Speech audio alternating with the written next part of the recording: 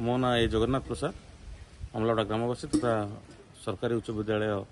अंबादार पूर्वतन छात्र। आप देखु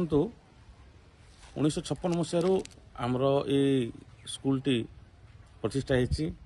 बहुत गुड़े मान्यगण्य व्यक्ति मैंने ये पाठ पढ़ी जाइए, विधायक होती, ऑफिसर होती। यह गोटे स्वतंत्र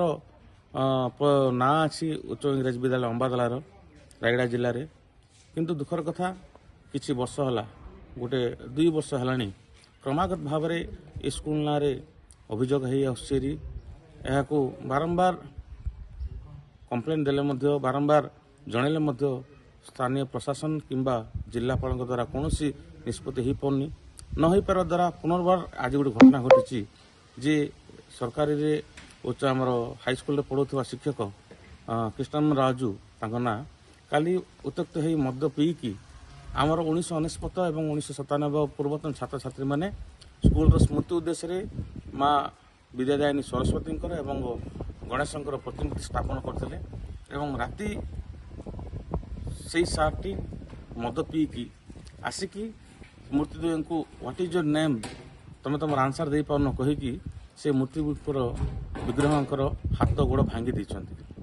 आप भावतु जो पिला आपण मानव समाज रे दिग्दर्शन देवाई आपण को जो पदवी दिखाई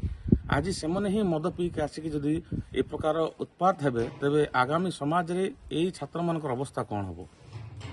आप भावी पार नुवे। निश्चित भाव में आम गोटे कौ दिग को जाऊँ आम भरोसा करें। आज यही जो मूर्ति को विग्रह को जो अपमान एवं जो भंगा जाइए निहाती भाव में समस्त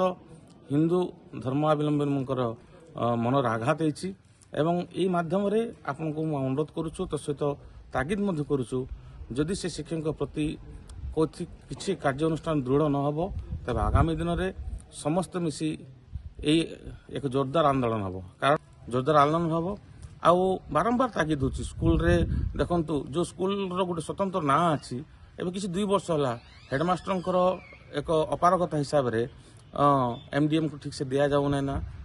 तार बाद रे स्कूल रे बारंबार टीसी की नहीं अभियोग होती स्कूल रो पिला मन को ठीक से देखुना एवं निजर टीचर मन सहित संपर्क ठीक रोनी जहाँ द्वारा प्रशासन को जनइले प्रशासन किसी कार्यानुष्ठान न ग्रहण कर आज मास्टर माने आउ टिके दुर्बल होती आउ टिके